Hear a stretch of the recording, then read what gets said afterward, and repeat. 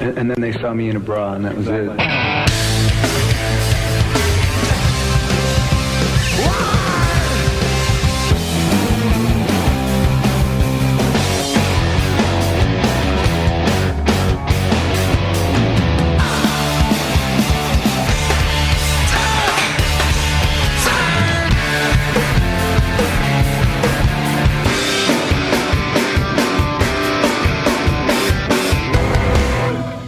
What's going on, Pearl Jam nerds?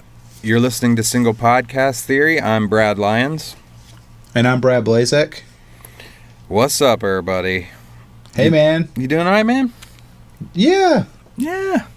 I'm good, I guess. We're recording a little early this week. I'm good, I guess. No. Pinkpop. Yeah. Why are you faking me out there? Why didn't you just start with, not so great? Well, I don't want to be like a downer. We're all friends here, man.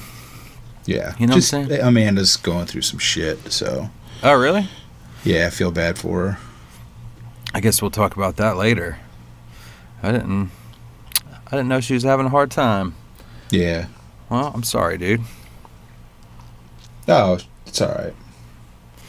Should we just... We'll just stop literally... here. We'll just stop the podcast. All right. Thanks, everybody. I'm Brad Blazek saying... I hope you enjoyed all 40 episodes, because that's all there's going to be. Family first, bro. Yeah, bro. I'm down with that. All right, so this week, we're going to be taking a quick trip down the Pinkpop 2000 set. Since we already did their first Pinkpop performance, we figured we'd kind of bookend it with the 2000 performance. And we're going to do emails. Should we just go ahead and do it, man? Yeah, man. You and I are obviously so far like super high energy right now. Yeah, I know. Sorry, everybody. Hopefully we won't put you to sleep on this one. After last week's show, God.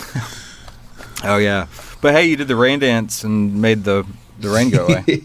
Yeah. That was last week, right? We suddenly weren't tired anymore. That was so weird. So life's so weird. Am I right? Yeah, man. It's funny. All right, well, let's start this off with some Pearl Jam story time.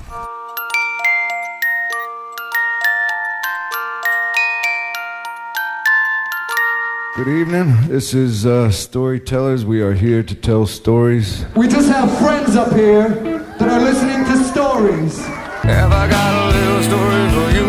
This is the true story. True story.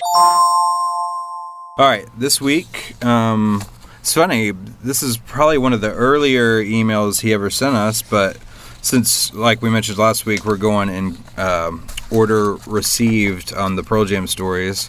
So we've got John Farrar, who we've been talking to a lot lately, but he had sent us a story early on. He says, thought I would share my 2016 tour experience and maybe you could use it for Pearl Jam story time. Well, here we are. He says, when the dates were announced, PJ was supposed to play in Atlanta and Nashville. There hasn't been a non-festival show in Atlanta since 2003, so I was super excited to see them so close to home. Like Brad B., I was disappointed when they scrapped those shows in favor of Bonnaroo. However, they were still playing close by, so I decided to enter the lottery for Jacksonville, Greenville, Columbia, and Raleigh. Amazingly, I won GA tickets for the first three and reserve seats for Raleigh. My wife and I had been waiting to adopt for about 3 years at the beginning of 2016. Without going into too much detail, it was a trying time, not knowing when or if we would become parents. In March 2016, we got a call from a birth mother down by Miami who wanted us to parent her child. We dropped everything and spent the next 2 weeks in Florida getting to know our newborn son. When we got back to Atlanta, the PJ shows were looming. I didn't want to leave my son for a minute, but I knew these shows would be special and possibly the last time I would get to see them, or at least travel to a show. The Raleigh show was canceled, and I sold the extra GA tickets for diapers and formula money, and the shows were spaced out enough that I could go and be back either that night or the next morning. I agreed to change diapers for the rest of eternity, and I was going to see PJ. I can, in some ways, relate to that. Yeah, the concert wife trade-off. I know, dude. Is a big thing in our family, anyway. This is when I got to Jacksonville at 11 p.m. the night before the show. There were already 25 to 30 people set up in tents. Pearl Jam camp, so to speak. The next day, I listened to stories of the previous Florida shows and looked forward to 8 o'clock. The day goes by fast until 5:30 or so when they let us in the building. The last couple of hours takes forever. Mm-hmm. Yeah, I believe that. They started with Elderly Woman, and I realized that Pearl Jam songs would take on a whole new meaning now that I was a parent. We got a great version of the Earth, a glorified G, practicing it for the Greenville Versus show. Ed started the encore with Tom Petty's I Won't Back Down, which is even more poignant now. They played Ghost as a request instead of The Fixer and nailed it. I crashed in my Airbnb and drove back to Atlanta the next morning. A couple of days later, I drove to Greenville, South Carolina the night before the show to find Pearl Jam camp. There was a 90s R&B show going on with Coolio, Color Me Bad, etc., so we had some fun with those people most of the night. I took my spot on the rail in front of Stone and settled in. It was Record Store Day, and after the opener, Corduroy, they played Go, Animal, and then Daughter. When there was no tag on Daughter, we all knew what was happening. Ed mentioned RSD. What's RSD? Record Store Day. My bad. Ed mentioned Record Store Day and said they were going to play one of their records. The full version of WMA was a highlight, and getting Rearview Mirror, Leash, and Indifference early on was special. I started to get emotional during Given to Fly and the encore thinking about my son, and Ed came over and sang the last part right in my face. In parentheses, he sent us a leak where he says you can see that happen in the video. Says Given to Fly is still my favorite Pearl Jam song to sing with my son. After all that, I still had one more Pearl Jam show to go. Made it to Columbia, South Carolina a few days later and camped out again. We got news right around noon that Prince had passed away. Someone had purple pieces of paper that they were handing out. They opened with Oceans, one of the songs I was hoping to see, along with Release, but I would have to wait until Wrigley for that. Around 10 songs in, Ed mentioned Prince and talked about him a little. Then they played Light Years. Hearing all those yesterdays, and he quotes the lyric, "Don't you think you ought to lay your head down," would be something I would play for my son often. The encore was special as well. When Boom started Chloe Dancer in the second encore, I got chills. At the end of the song, Ed went over and hugged Jeff and Stone. You knew that the Prince news had made them think about Andy. The rest of the encore was straight out of 1992. Black, State of Love and Trust, Alive, Rockin' in the Free World, and Yellow Ledbetter. A great way to end my run of shows. Thanks so much for reading, John Farrar. Man, that seems, I'm glad all that worked out for you. Including finding your son. That's amazing. Yeah, that's really cool. Congrats. And he sent that picture. Yeah, I know we mentioned it. We mentioned it before, but it's just the cutest kid you've ever seen, and he's wearing an Alive T-shirt. So. It's the Stickman shirt, isn't it? It's pretty cool. Excuse me. And he's wearing he's got like a giraffe-shaped guitar, like a little kid's guitar. It's guitar. It's really cute. Yeah, that's an adorable kid, man. Yeah. Shout out to Lucas. Yeah, dude. I mean, I wonder. I don't know. It's that for some reason that particular story. Just talk about camping out the night before and how it probably seems like that last. It's like when you're on a long road trip and everything seems to be flying by, and then you realize you only have 90 miles left, and you're like, "Oh, sweet, yeah. I'm close."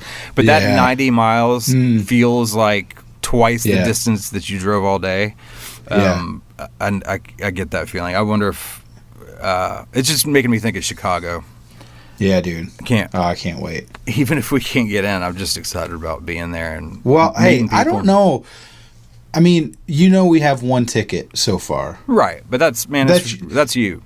That's you. Why? That's your ticket. Why?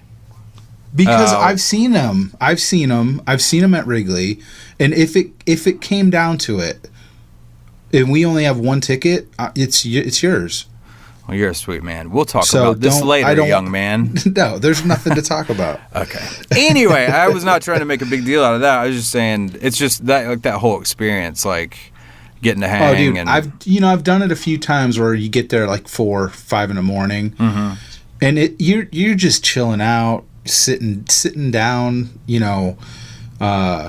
just hanging out with people, and it's cool, and it goes by pretty fast. But then that last hour and a half where like you have to put all your stuff up and then stand there and waiting for security to start letting you in. Right. That takes as long as the previous 12 hours. Then you get into the venue and it's another 2 hours of waiting for the band to come on. Right. It's hard. Life is hard. Life is so hard. Like, really. Yeah. No, but thanks again, John. Thanks for sharing that story, John, dude. Thanks, bud. What you got? Krista from Philly, not Australia. Hey, Brads. I did not want to email until I caught up, and I'm finally here. I've been listening to the podcast every chance I've had for the past 3 months. I love this. I've probably heard your voices more than my own husband's. Oh, no. Hello. Oh, God. I'm not saying another word. Okay. I only realized that I was up to date when you thanked me this week. I'm still recovering from this week's hootie blow. What the fuck? It's true. Dude, I was laughing because we talked about it, but I never know what you're going to drop into these shows. Yeah. And you put in the Pee-wee. Oh, yeah. Doing the, I like how I dropped it in right, like, trailing you imitating it. And then it was perfect. I should really be thanking you. This podcast has brought me a lot of joy during a stressful time in my life. I have 2 toddlers, one with unique challenges, and have never felt more stressed out and overwhelmed. Your show has provided me with a release and encouraged me to reconnect to my favorite music. It's reminded me to use my free time to listen to verses rather than Google, quote, how can I get my kid to stop throwing his dinner across the room, unquote. It's made me smile on days when my anxiety and stress are off the charts. I'll tell you what, Krista and everyone else, like getting emails like this, like just, because I usually read when I'm usually at work when they come in, and I'll like read them real quick, and it's like you talk about making somebody smile when you're stressed out. Like that's what I get reading this and everyone else's emails. So it's hell yeah, it's pretty cool that people feel that way about us. Absolutely.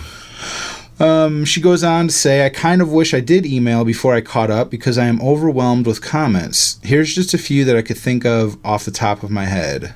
Number 1, Soon Forget is an awesome song, though I agree it's better suited for an Eddie solo album. But Eddie didn't make a solo album until years later, so I'm glad I got to hear it on binaural. Number 2, thank you, Brad B., for making me appreciate parachutes. I played it for my daughter on a particularly cranky afternoon, and it lulled her right into a nap. It's now my go-to calming song. Nice. That's pretty cool. Yeah, that's awesome. Number 3, how was Crazy Mary not on anyone's favorite covers list? Well, I think that is a little bit our fault that episode wasn't actually like our favorites. It was kind of like part 1 of our Pearl Jam covers episode. Right. So, but yeah, I guess it's not on our favorites. Well, either. I was going to say, like, it's still not. I love the song, and I remember I have very distinct memories when that was released back in the day of hearing that, like, as a teenager or whatever. But and that might be part of the reason why it's not on my list now, is just because I've been with it for so long. Yeah. Does that make, you know what I mean? Yeah. So I kind of came late to Crazy Mary because I kind of it you know, at the time there was no Apple Music and streaming, and that was like on a tribute album or something. Mm-hmm. So it wasn't like it wasn't easy to find that song. Right. So I kind of didn't hear it when it first came out, and I would hear people talk about it, and then I finally heard it. So it's not one that really stuck with me like over the years. Yeah. I like when they play it, because that's always like one of the times where Eddie comes down and you know, pours wine for everybody and does the whole crowd work. Yeah, you know? Sure.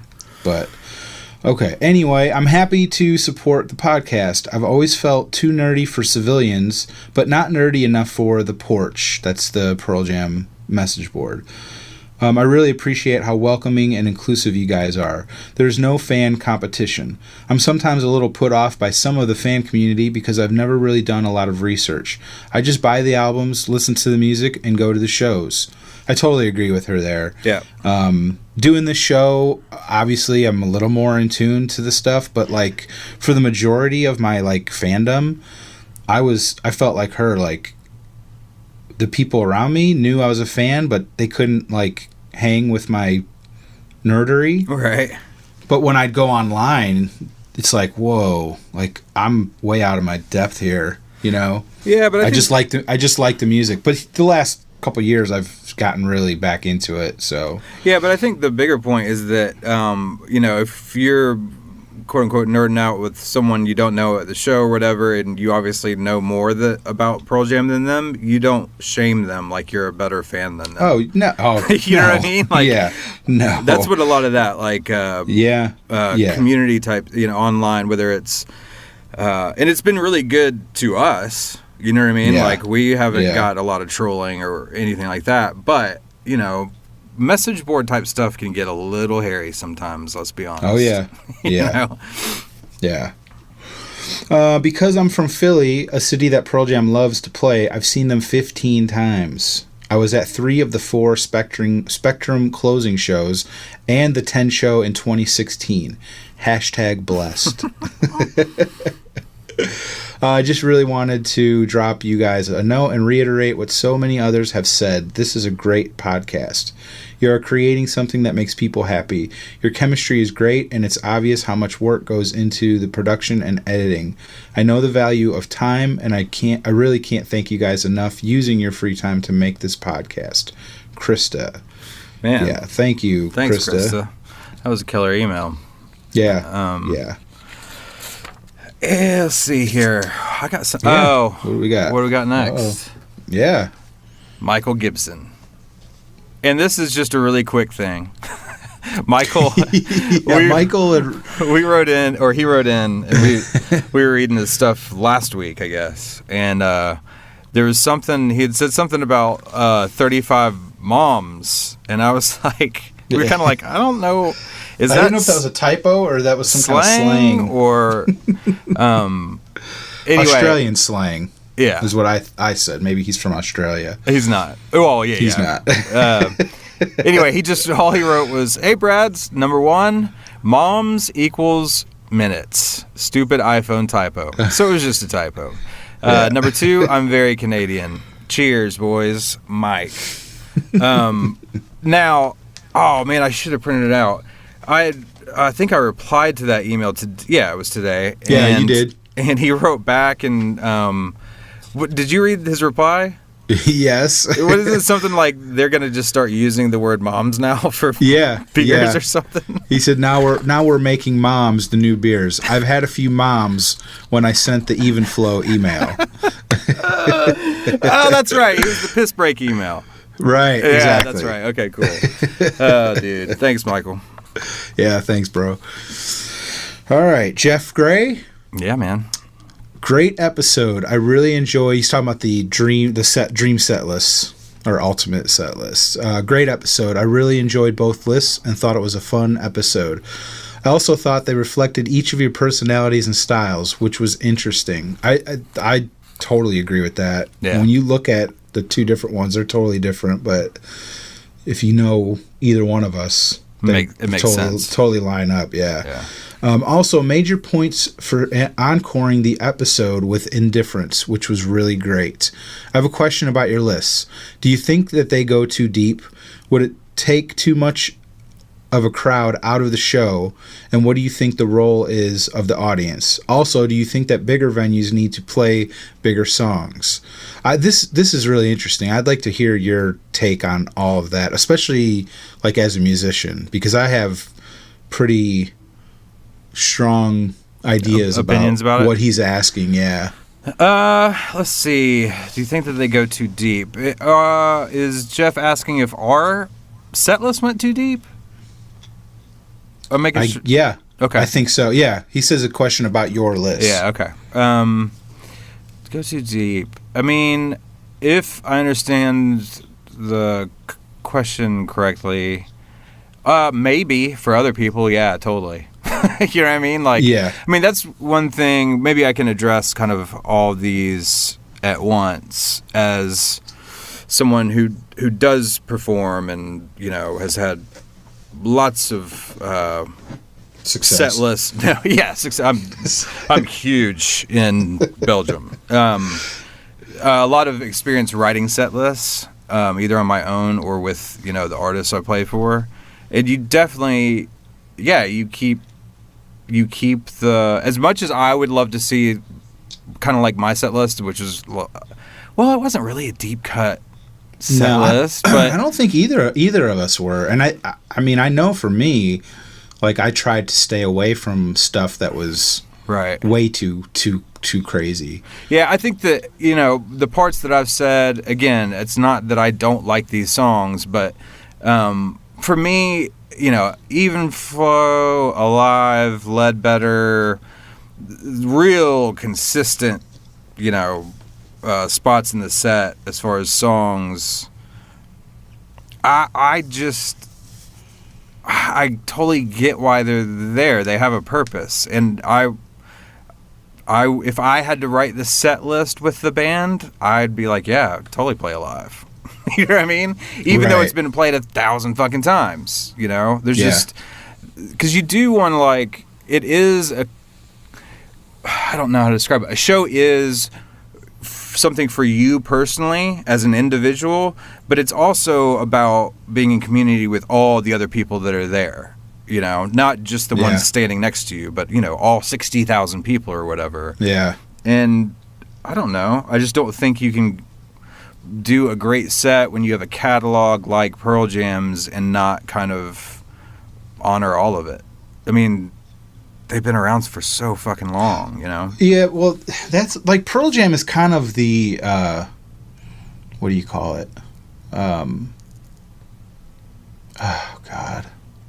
The exception, or yes, the exception to the rule, because I think at a Pearl Jam show, most of the people there know most of their catalog. Right.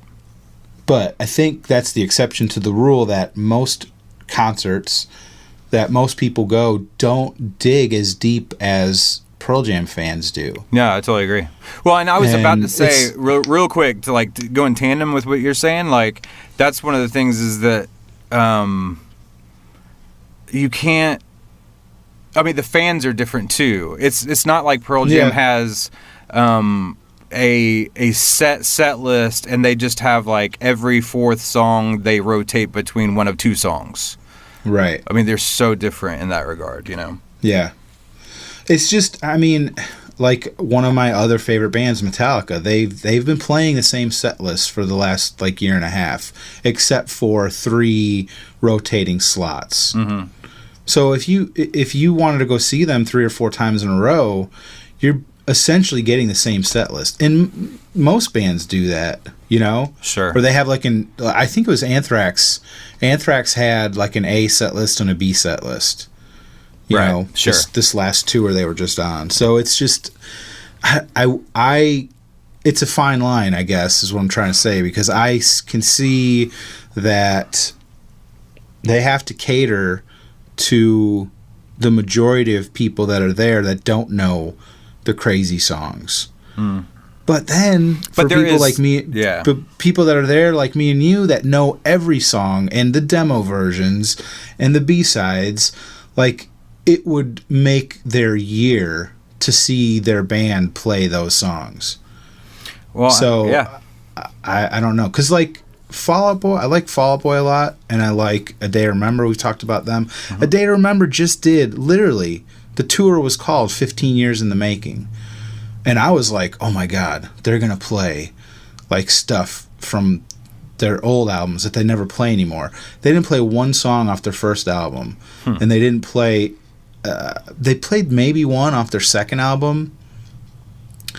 And I don't know, dude. It's like the show was literally called 15 Years in the Making. Right. And they didn't play any of the, first 3 years worth of stuff. So I don't know. And Fall Out Boy does the same thing. And Fall Out Boy is like, they've totally changed. So I don't know what's going on with them. It's got to be weird to hear them play like their old straight up pop punk stuff with the like super commercial. I don't know what you call them now. Who? But it's Fall Out Boy. Oh, I just don't know anything about them. Dude, it's like, I don't even know how to describe it. It's like techno. I don't know. It's weird. They brought in a lot of electronic elements, right? Totally. Yeah. Totally. So it's, I don't know. Anyway, we're getting off on a tangent. I wish bands would just change it up a little more. I should say, Day to Remember, though, they did have a rotating slot where they were playing stuff that they hadn't played in a long time. They'd play like one song that was like, holy shit, they haven't played that in forever. And they would do that like every second or third night. But they're not like, I can't afford to go see them 5 or 6 times in a row. Right. Yeah, sure. So I'm not seeing that cool set list every other night. Right. I see one show. So I don't know. I hear you. Well, and the last little part was, do you think the bigger venues need to play bigger songs? Well, I think that's one of the beautiful things about Pearl Jam, real quick, is that most of their songs are huge songs, I feel like, anyway. And even if the energy, for whatever reason, isn't coming from the band as much, or they're not on 10, the crowd kind of makes up for it. And they're kind of like known amongst fans as like the slow open band. You know what I mean? They can do that, and they actually take something quote unquote smaller and just kind of expose it at the beginning and bring everyone in with it by being quiet. You know what I mean? Which I think is not a lot of bands can do that. Yeah. That's my 2 cents.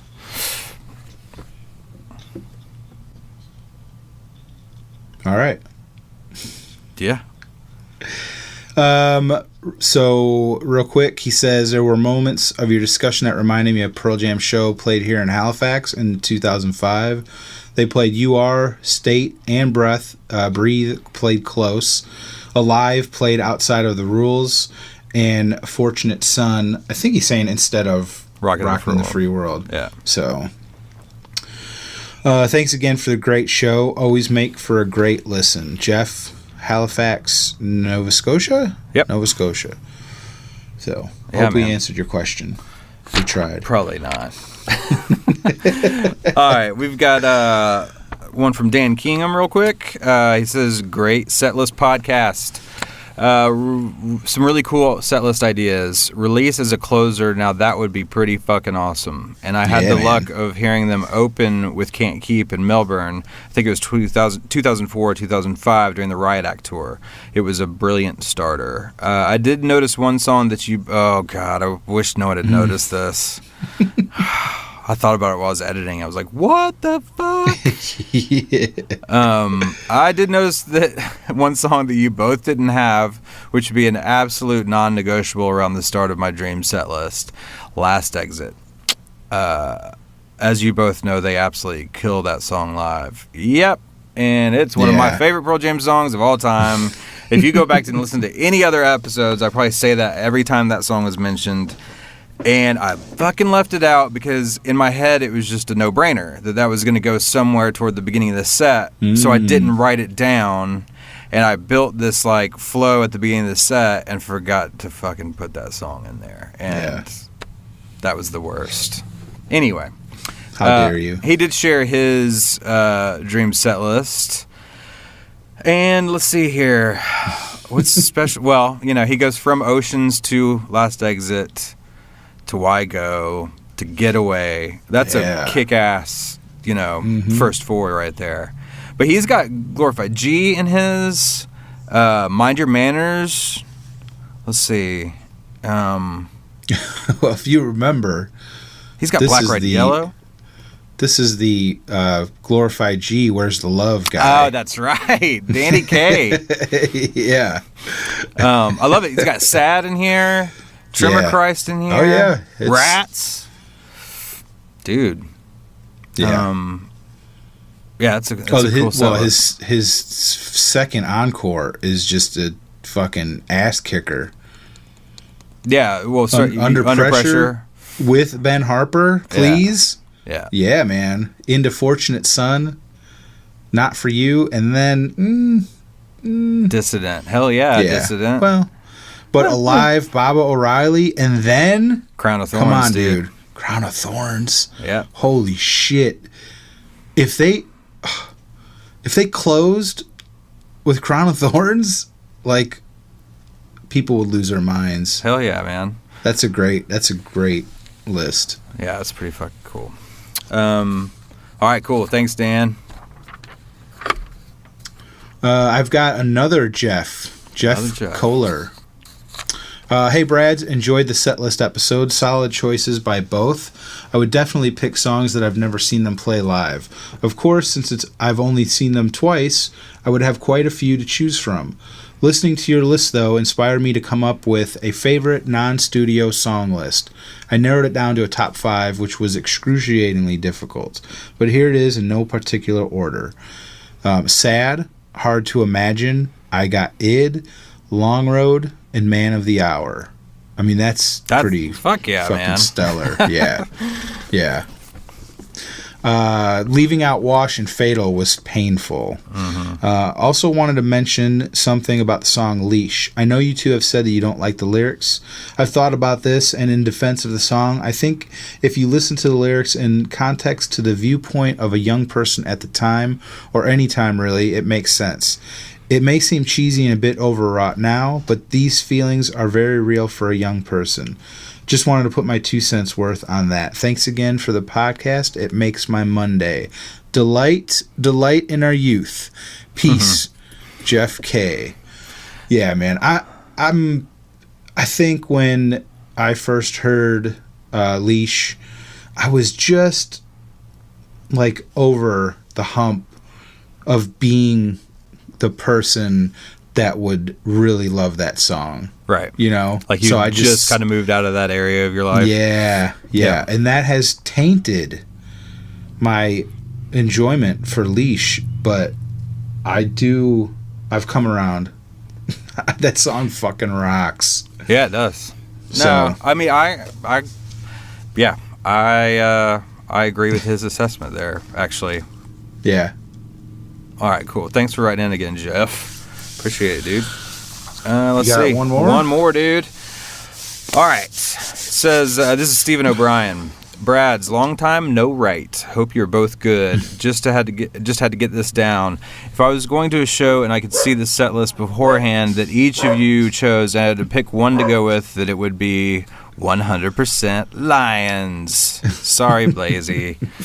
Listening at work. It's cool. That's fine. Listening at work, and every song Brad reeled off, I was going, yes, yes, yes. There was 3 yeses there.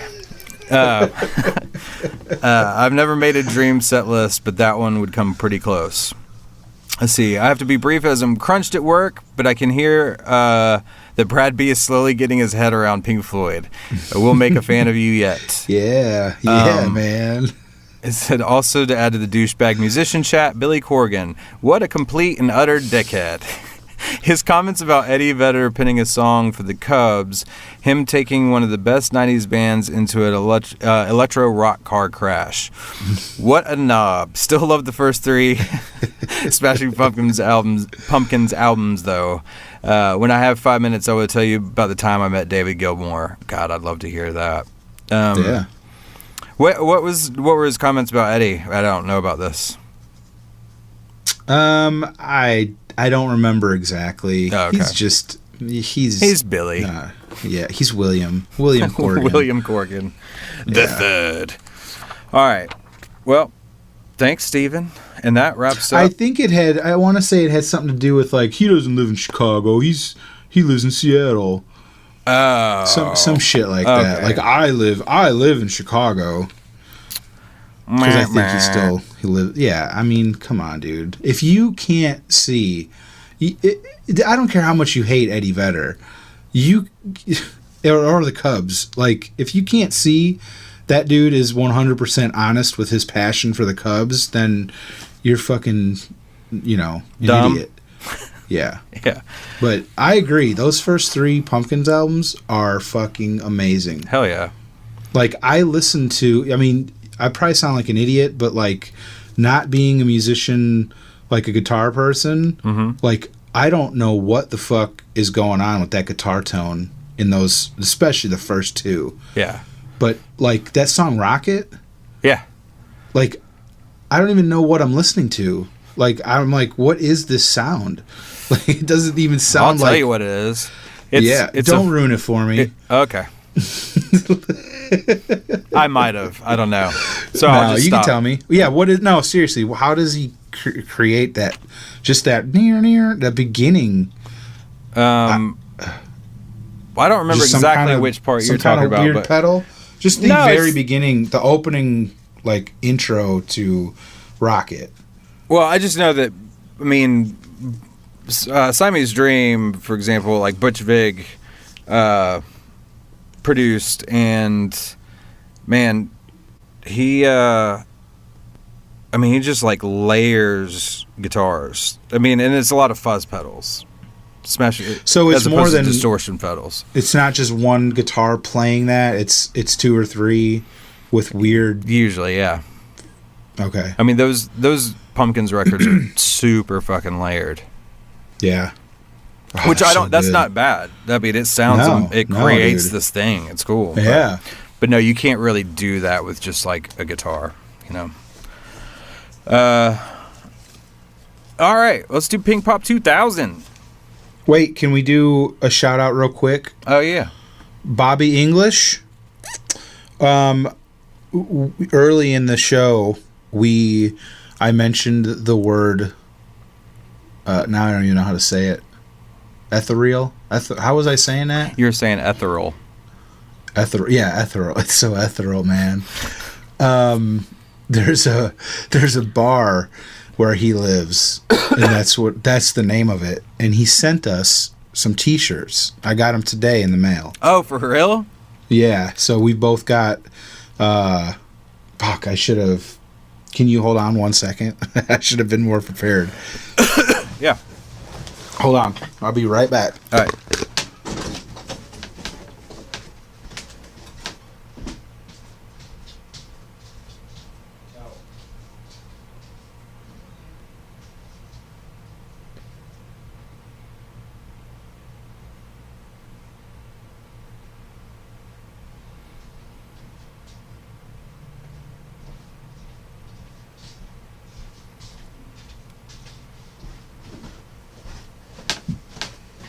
I was wrong. It's not a bar. It's a brewery. Brewing?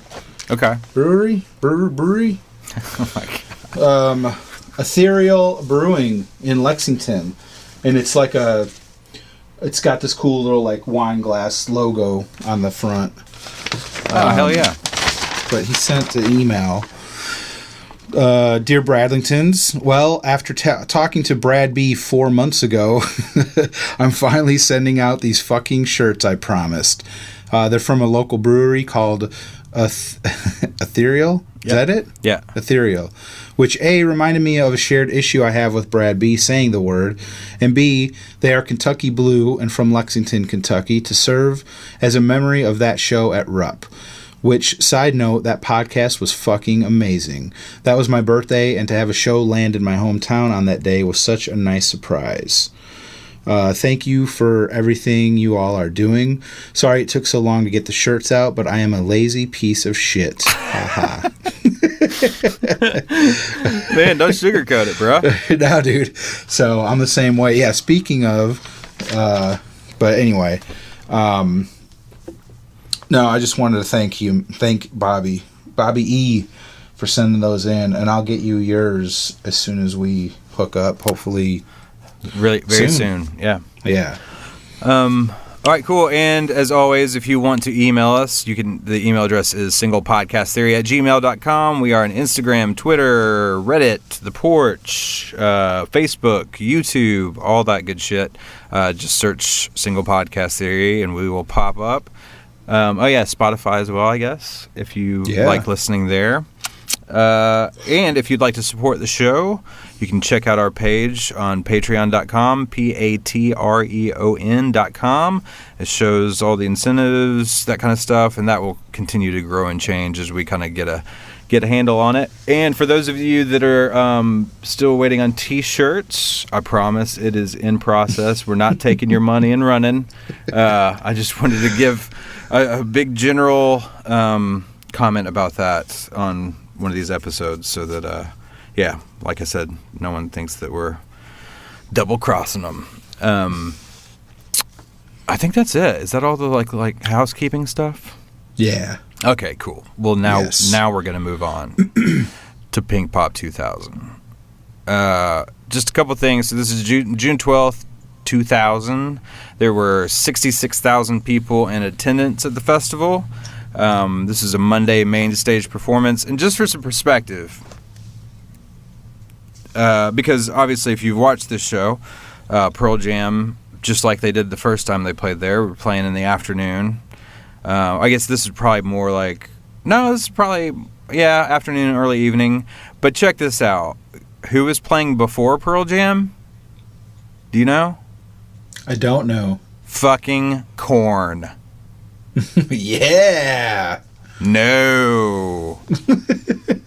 Ugh. What? Korn opening for Pearl Jam. Then, you know who came after Pearl Jam? No, I don't. Live.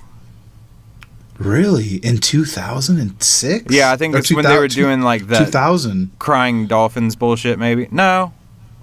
That would have been way before that. Anyway, and then in more context, the headliner was Moby. How? Wow.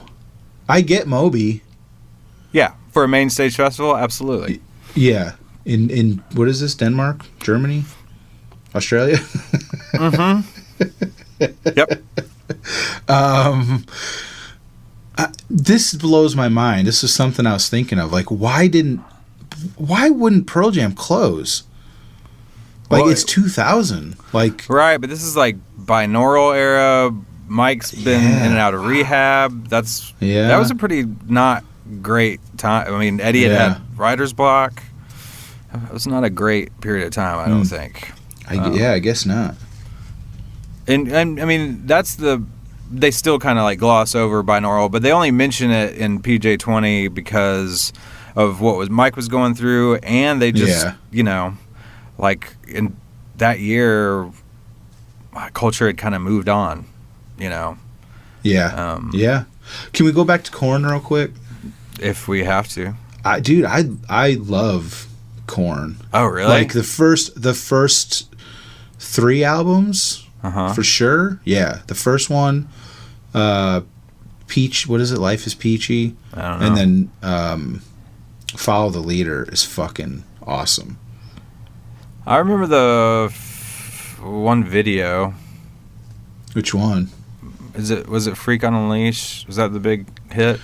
Yeah, that's probably like the bullet holes in the... Yes, it's Freak on a Leash. Okay. I like Got the Life like 10 times more than Freak on a Leash. Freak on a Leash suffers from being the radio hit that you heard fucking every day, 10 times a day that year. Yeah. But Got the Life is just fucking awesome.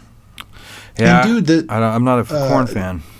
Man, I saw them. I didn't know anything about them. Nothing when they first came out. And they opened for Megadeth in Chicago. Mm-hmm. And they opened with Down. Is that song called Down? Oh, you're asking the wrong dude. It just starts out with the drummer playing the ride cymbal. Mm-hmm. Like, and then that little guitar riff comes in. God, what is the name of that song? Now I'm fucking like totally blanking on it. I don't know. It was like the first song on the first record, and then it just like kicks in, and I was like, what is, because at the time that was like a totally new genre of music, and I had never heard of them, and I was there for Megadeth, and they start playing that song, and then later the fucking singer comes out with some bagpipes and they play that Chutes and Ladders song, which is, the lyrics are literally just like Mary Had a Little Lamb lyrics.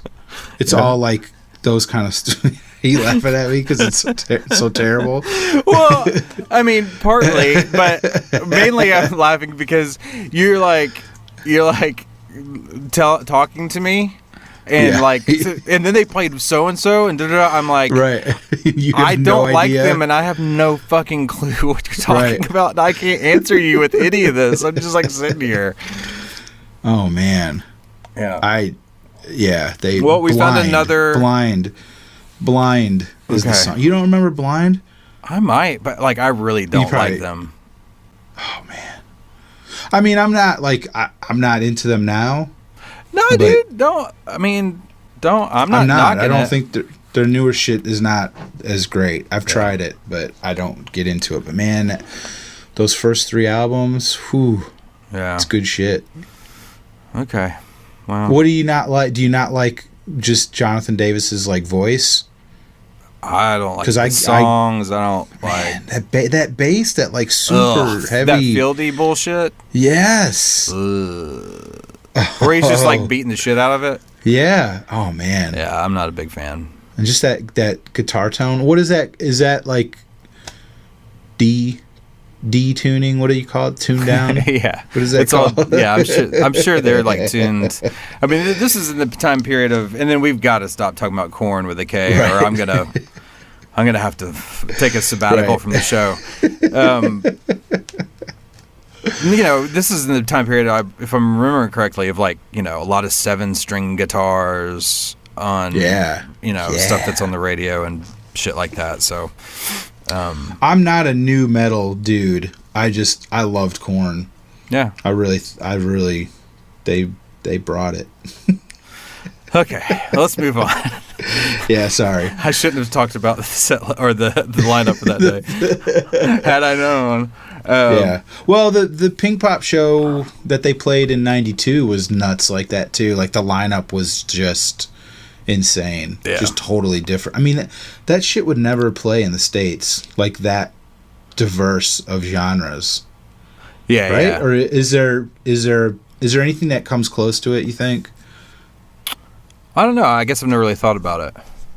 Yeah. I'm sure there is, but I know there's like Memphis in May, but they do, most of these big festivals have different stages, Sure. They'll have like a rock stage. They'll have a metal. Right. Yeah. Right. But like when I went, the stage I was at, it was a guy named, a rapper, like straight up like gangster rapper called, what was his name? I can't remember. Something Mike. But then Killer Mike? Dropkick. No, it wasn't that guy. Oh, okay. Because he's awesome. Dropkick Murphys. Then 311. Then Snoop Dogg. I would have loved to have seen Snoop Dogg.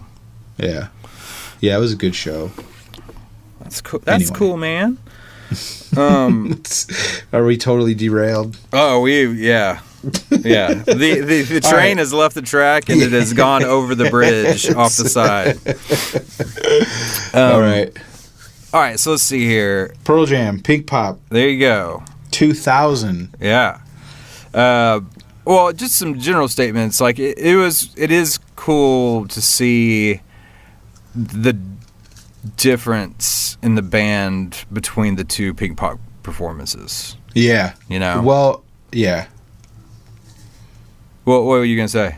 I was gonna say one, like, not in a negative way, but they were way, which is obvious. 8 years later, they're way less energetic. Yeah. Because that first one was just insane.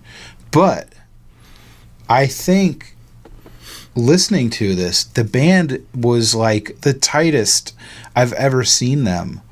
At the Like, 2000 show? Yeah. Dude, Matt Cameron is on fucking fire on this one. Yes. Matt is pretty energetic and nuts, but I'm saying, like, each individual part sounds perfect. Yeah. And together they sound perfect. Like, it's crazy.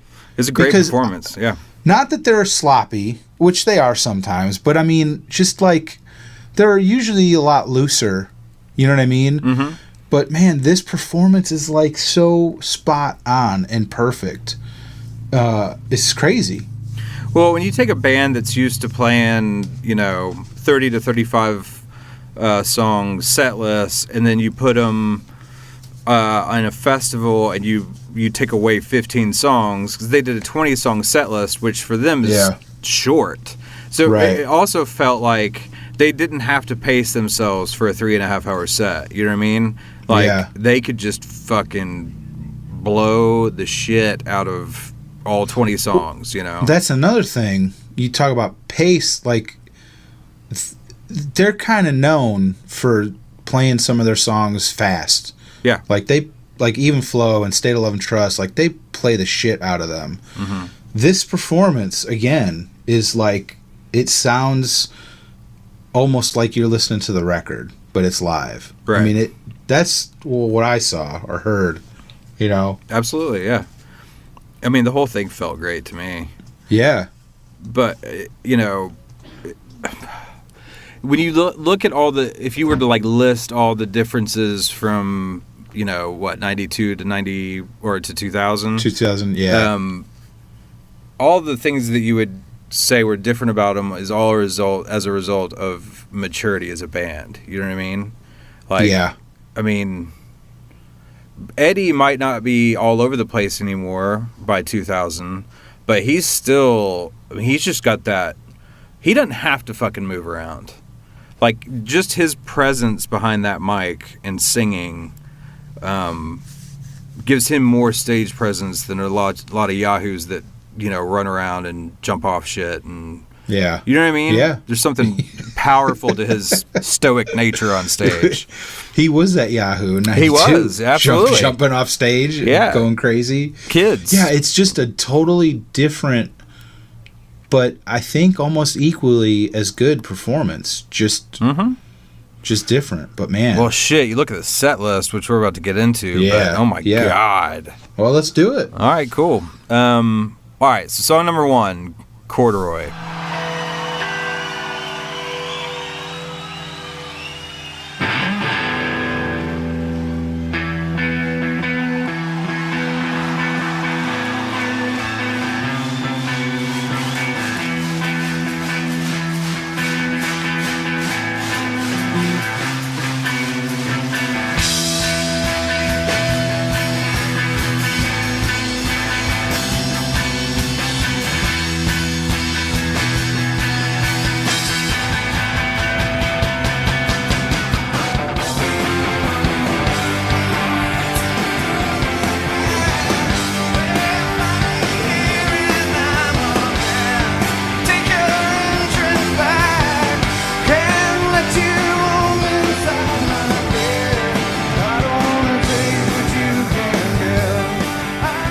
I mean, you can't argue with Corduroy as an opener. No.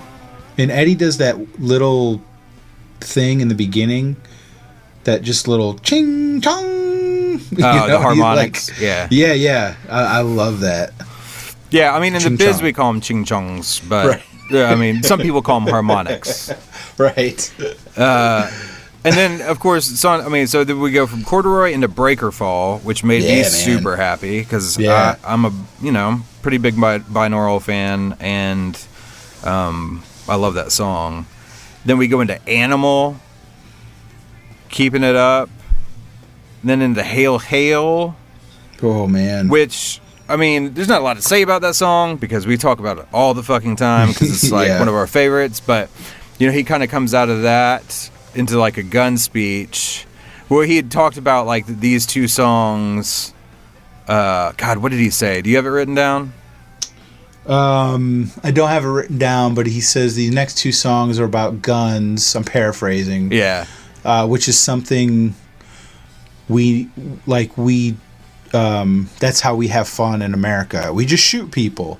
It was really fucking dark. You should drop it in here. Well, I was going to introduce the next two songs because in America, what we do for fun, because we're kind of an advanced culture.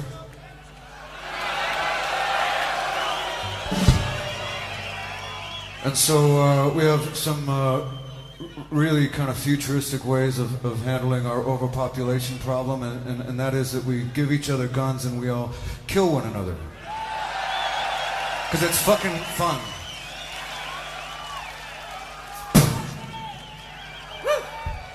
What he says is so super dark, but he's saying it like almost in a playful way. I mean, obviously he's being sarcastic, but it's so fucking crazy. It goes back to what we were talking about storytellers. Like the shit he was saying on stage in 2000 about America and guns and we shoot people for fun is so prescient. Is that the word? Yeah. For fucking 2018. Yeah. And it's sad.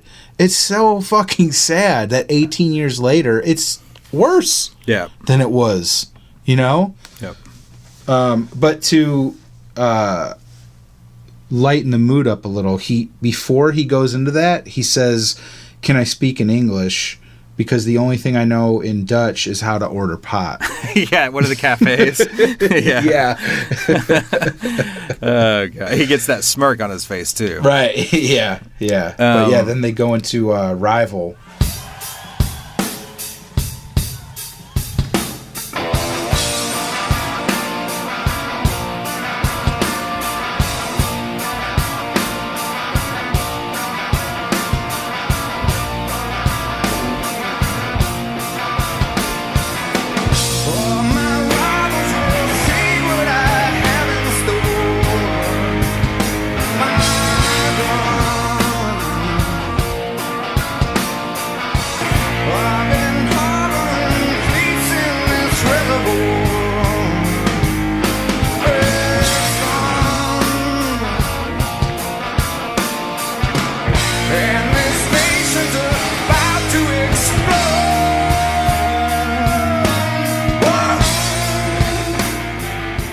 Fuck yes. Yeah, dude.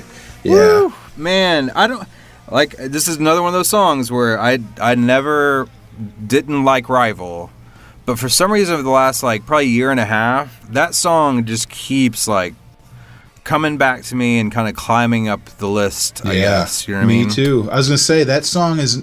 I like it. I'm not saying it's dissident. I like that song, but it never. It's one of those that doesn't really like stick with me. But man, seeing them play it live is pretty fucking epic. Yeah, absolutely. And then they go into Jeremy, which I thought was pretty cool. Yeah. And this is when I noticed Mike finally. I mean, 6 songs in, and he finally starts. Yeah, it took him a little while jumping around and getting warmed up. Yeah. Because Matt and Jeff are in from like beat 1 of Corduroy. Right. You know what I mean? Yeah. Yeah. And Eddie too. But both Mike and Stone took, different amounts of time to kind of finally settle into the set, it feels like, Yeah. And then, this is around when this is for the binaural release, this period of time. So they play Nothing As It Seems. And Mike is fucking wrecking it. Yeah. And the Matt, during that bridge, that chromatic bridge thing, like there's a couple shots that shoot over to him, and it's been happening like throughout the set, but that motherfucker is hitting so hard, like his whole drum kit on the riser is just like shaking back and forth, you know? Yeah. It's like, dude, there's something to be said. Now, when I go see Pearl Jam, I'm selfish, you know, I want to see them play for as long as they can play. But there is something to be said for like slightly shorter sets when they can just like no bullshit, kind of like, you know, leave it all. Yeah, I didn't even think about on that. On the field kind of thing. Yeah, you've brought that up, and I'm like, yeah, maybe that's why they're playing these songs a little slower, because they don't have to get through 30 fucking songs. Yeah. Well, and I mean, especially, I mean, it's different things for different players or whatever, but like for a drummer in a rock band to get through, you know, a 35 song set, like you can't just fucking blow it out. You know, and he does a great. It's not like he is just super chill the whole set. I don't mean that, but you can tell a difference. You know, it's like he's got to be able to measured. He's got to be able to stand up from the drum throne after the set's over. You know? Yeah, you know. Speaking of that, I don't know if you ever noticed this, but when like Eddie presents, you know, Matt fucking Cameron, he stands up and he waves, and I don't know if he's doing it on purpose, but he literally does like the Forrest Gump wave, like where he really shakes his hand. Check it, like the next time you see. I noticed. I mean, see that. Yeah, I know what you're talking about. I didn't think about it when I watched it, but I don't know if he's doing it on purpose or that's just like his natural wave. But I think it might be his natural wave. Yes, dude. Which is a little amazing. Extra flourish on it. Yeah. It reminds me of Forrest on the boat, like in the wife beater, and he just starts doing that goofy way. You mean the GIF you sent me about 2 hours ago? Yes. Yeah. All right. Let's see. So we get MFC, which I mean, there's nothing to say about it other than it kicked ass. Yeah. But then Habit was the shit. Yeah. That was so and cool. Mike's playing that blue SG. Mm-hmm. I don't know if we talked about it before, but I love that guitar. I love SGs, but the color, that like, I don't know what you call it. It's kind of like a gunmetal blue. Yeah. It's such a fucking beautiful SG. It's great, man. Well, then, you know, he had his 50s, 59 Telecaster or a Stratocaster out there for nothing as it seems. Yeah. Which is cool. Yeah, you know what I noticed in the beginning? Mike and Jeff both were playing guitars that I don't watch a lot of bootlegs, so I don't know if this was normal at that time, but that like yellow Flying V. Oh yeah. Is that I don't think I've ever seen that before. Is that something that was he still plays that. Does he? Okay. I think so. I could be wrong. Yeah. I haven't noticed that guitar. It kind of stuck out to me. And Jeff's playing like, I think it was like a maroon bass that I haven't ever really noticed. Oh, really? Yeah, I didn't pay attention again, to that. I don't know. And then Stone's playing like I don't know, this is going to sound stupid, but like a teardrop shaped guitar. Is that almost something like which song? Tom Petty would play? Earlier on, like during Breaker Fall. I think maybe Corduroy too. But anyway, but yeah, he's playing like a white, like teardrop shaped. That's the only way I can describe it because you know I'm such a gearhead. Yeah. No, I'd have to look at it. I don't know. Now you're making me wonder. Yeah, I'll have to look at it later. But then he kind of talks about that and then going into Light Years. You know, yeah, the whole bit about kind of fucked me up. Well, how so? What do you mean? Just he's talking about Habit is a song about friends that are fucked up and you're just watching them and you can't do anything about it. Right. But then he starts talking about, but then there's friends that weren't fucked up, you know? Sure. And they, you know, just, they're great people and you love them and then you lose them. Yeah. You know, and he's like, you know, You gotta love them while they're here. And then they kick into Light Years, and I'm just like a mess. I'm just a mess. I'm just falling apart over here. Yeah. So. Well, Light Years. I love that song. Yeah. I'd love to see that live. Yeah, and he kind of switches up. Not switches, but he does like a thing at the end where he's singing the word goodbye and then I love you. Yeah. And I'm just like, Eddie, please, it's too much. Yeah. You know? I know, dude. I mean, but what's funny about that, too, is they go from Habit to Light Years to Lucan. Mm-hmm. You know? Right. And then Even Flow. Yeah. Which is so crazy. I wrote in my notes that during Even Flow, if you're watching the show, they just cut to some random fat shirtless guy. And he's got this like totally drunk, stoned out of his mind, goofy smile on his face. And I just like lost it laughing. Because the whole time you're watching the show, they're not really showing the crowd. Right. And then they just randomly, like, full screen shirtless guy. For like a full 3 or 4 seconds. It was so great. I love that you pick out little shit like that. Like, don't say what it is, because I can't remember now, and I have not watched Unplugged since our episode because of this.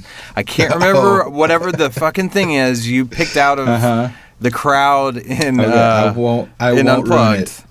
I'll let an emailer ruin it. Yeah, thanks. Now no shirt guy. Right. Oh, and they show up at the end between the set ending and the encore. Now there's 3 of them. They show like 3 buddies, 3 shirtless buddies. Yeah. Like during the encore break. Are you shirt in the pool guy? No, I was when I was younger, but now I'm like, fuck it. I'm fat. Fuck you. Oh, wow. You're really hostile to people that might not be thinking that. Oh, they're thinking it. I know they're thinking it. Oh, you know it. They're looking You're at a mind me. reader. That fat guy. Yeah, I never understood shirt in the pool guy. Well, I mean, when you're a kid, maybe, and you're just like awkward and insecure. Like my 20s. well, last summer. Anyway. Yeah, I don't want. Look away. Look away. Yeah, I think disgusting. I would just not go to the pool, which is what I do. I just don't go to the pool. Are you a beach guy or a pool guy or both? Well, see, I don't. I love the beach, kind of. I don't like being like super fucking hot for too long. Yeah. I like getting in the water, but I'm afraid of the ocean. I'm afraid it's because like you could be out on a huge boat and you don't know what's underneath you. There's probably something underneath you that's like 5 times the size of your boat and you don't even know it. You know what I'm saying? Like that just kind of freaks me out. Yeah. I mean, I love pools. I'm down with pools. Yeah. I mean, you don't get out all like, you know that feeling? I fucking hate it. You get out of the salt water, out of the ocean, and then you dry it off or whatever, and then you put your shirt on, but there's all the salt on your back that's like scratching you and rubbing you weird. It's like, man. When I lived in Florida, I loved going to the ocean. We'd go to like Cocoa Beach or Daytona. I loved it. But man, just a regular beach, like at a lake or something, is so disgusting. It's so gross to get in that water. Well, now, all right. We can't go too much further down this road, but you can't. Lake is a whole other category. It's not the same as the beach. Yeah, it is. No. Lake water and ocean water? No. I know they're different, but they're both going to the beach. What do you call it? When I go to the lake, I don't ever say, I'm going to the beach. I say I'm going to the lake. What are you doing at the lake? Who knows? You could just be hanging out at the lake house. You could be swimming. You could be on a boat. You could be fishing. I'm talking about like beach blankets, laying out on the sand, and going in the water. That's like going to the beach. And that's the same thing if you go to the ocean, it's the beach. Oh my gosh. We're arguing. I mean, going over to the lake and hanging out is different than going to the beach. Yeah, because you're not going to the beach. The beach is an actual place that refers to the ocean. No, there's a beach at the lake. There's sand out there. Sometimes a man-made beach. They're not real. I can't believe we're talking about this right now. I know. Let's go back But to I'm porn. getting a little bit worked up. Yeah. All right. We'll Okay. do a bonus episode on the beach while we listen to Korn. I'm going to have to go back and listen to this and make sure I'm hearing you correctly, because you're not making any sense to me at all right now. Anyway, so we had Lucan, Even Flow. Was there anything stand out for you on Even Flow? Just a random shirtless guy. Okay. Then, I mean, this is a surprise, because it had been a long time since I listened to this or watched this whole performance, like top to bottom. And so I didn't look ahead and remind myself of what the set list looked like. And after Even Flow, I was like, man, what are they going to play next? And they started Brandon J, which I did not expect. And it was kick ass.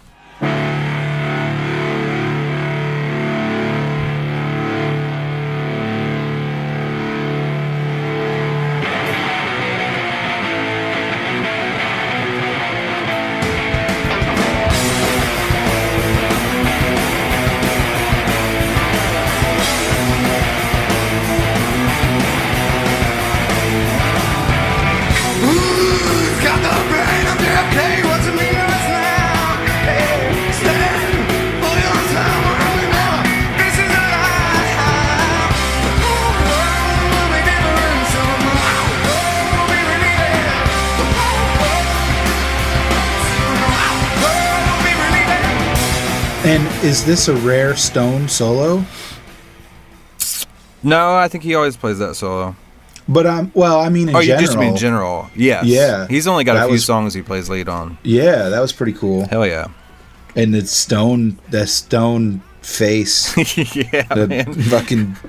I call it bass face, but it's it's guitar. But yeah, it's that. He's got his eyes kind of squinched up, closed, and he's got the white man's underbite, and he's got like a real awkward like neck thing going on. Yes, shoulders are kind of up. Yeah.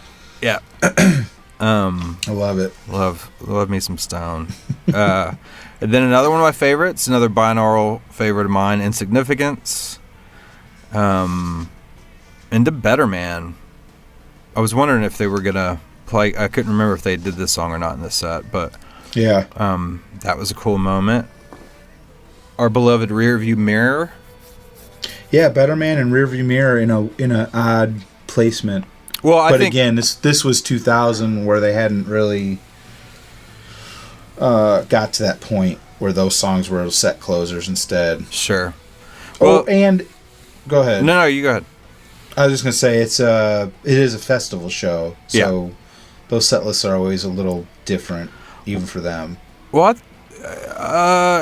with the exception of the last song of the set, I think that whole like Insignificance into Better Man into Rearview Mirror, that's fine. It seems a little weird, but then they go into Once, which really kind of threw me. Yeah, I don't know how I feel about that. It seems like that should be way earlier in the set. Or, I mean, if you got to break it down to 20 songs, maybe just not in the set and have something else there. You know what I mean? Like, yeah. That would have been a great place for like Last Exit or something. You know? Mm-hmm. Last Exit into Fucking Up, which is the last song of the set. Which I love that song. Yeah, I would do. That was on my list, wasn't it? No, Yeah. Fortunate Son. No, Fortunate Son. Yeah. It was between those two. So that's a pretty strong set right there. What'd you think about the encore? A very, weird. Right? Okay, I wanted to make sure it wasn't just me. No, there's a couple of things, and again, this goes back to I guess it's a festival. They probably are on a kind of a curfew or a hard break. They have to stop. Right. Yeah. So right there, it's only 2 songs. That's weird enough for Pearl Jam. Agreed. And then the song choices, Black, yep, and Leaving Here. Yep. Super weird. Are super weird. I mean, it's like if you're gonna do 4 or 5 songs in an encore, yeah, those 2 would totally fit in. But just 2 songs for your encore, you think they would pick 2 super fucking like strong Pearl Jam. Not that Black's not a strong Pearl Jam song, but not in a 2-set encore. You yeah, it just seems weird. And then Leaving Here, which I love, but that one is that's like a song that you play like after the encore. Like, we're going to come back out and play something else for you guys. And you play Leaving Here as like a novelty. Right.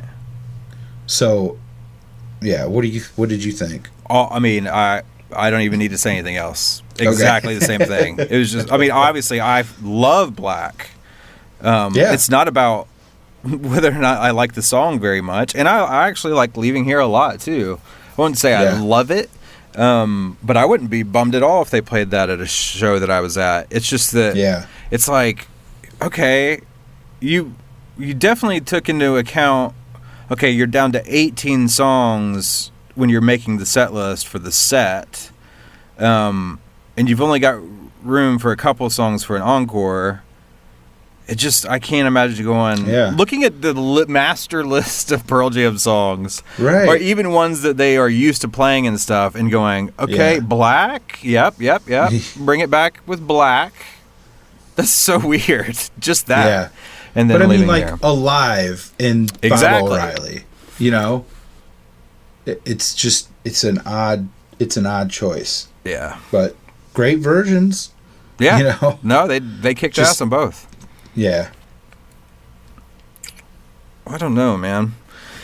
I do like that period of Pearl Jam. That kind of the first couple of years of Matt Cameron, you know. Mm-hmm. Yeah. Well, any set list with binaural stuff in it is awesome, because those songs just, for some reason, they haven't stuck as much as they're in the middle. You know, they have to play the hits from the first couple albums. They got to play some newer stuff. So, you know, Binaural and Riot Act kind of get left behind. So to see something from that year is pretty cool. Hell yeah. If, you know, the Chicago shows, I'd love it if at least at one of the shows there was like a binaural appearance in there somewhere, you know? Yeah. Oh yeah. Well, I don't have anything else, man. I don't either. Okay, bye. No, but just overall, it's a really, if you put the 2 Pinkpop performances up against each other, they're both really great, but for like just totally different reasons. Yeah, I totally agree. But I love watching the 92, but if I had to pick which one was my Pearl Jam, it would definitely be 2000. Oh man, I didn't even think about that. That'd be hard for me to choose one over the other. I'm not saying it's easy, but man, the energy in that first. I mean, it's like a fucking lightning bolt. It's like there's like electricity in the air for that full fucking 45-minute set. Where this one is amazing, but it's way more measured. You know. Yeah, and for me, it's like I'll pass up the youthful lightning in the bottle kind of thing for a more varied set list with I think is a lot of their best songwriting that happened after. I'm not going to argue on that, because it's an incredible performance that's so varied, right? Up if you put that up against 92, but whoa, the the band is so animated in '92. It's crazy. Hell yeah, man. All right, well, hey, Brad. Hey, Brad. Let's get out of here. Oh, dude, real quick. What? Did you see the news about Arrested Development? No. The TV show? Yes. The band. They're getting the band back together. I actually like them. Tennessee. Go ahead. Yeah, I know you do. You're a hipster. No, but dude, they announced that Friday, May 4th, so last Friday, by the time you're listening to this, that season 4, which was the Netflix season, they've like recut it into a like cohesive linear episodes. Oh, for real? Yes. Oh, that makes me happy. Season 5, they haven't said when, but they just were like, it's coming out very soon, and when it comes out, you're going to be like, I can't believe how soon this came out. I feel like they're going to drop both of them on Friday, the 4th. God, that'd be awesome. But yeah, I saw that yesterday, and I'm like, oh, yes. I can't wait. Yeah, dude, I love that show. I'm a season. But just now when you were like, hey, Brad, I was like, hey brother. Hey, hermano. Yeah. Her? I gotta find this hermano character. Oh, God. Job. Yeah. All right, for real, let's get the fuck out of here. Yeah. Thanks, everyone, for listening. Until next week, I'm Brad Lyons. And I'm Brad Blazek, saying, I sometimes realize I could only be as good as you'll let me. Mm-hmm. Brad Lyons. Don't you hold me back, Brad B. Yeah. All right, bud. I'll talk to you later. All right, man. Peace. Bye.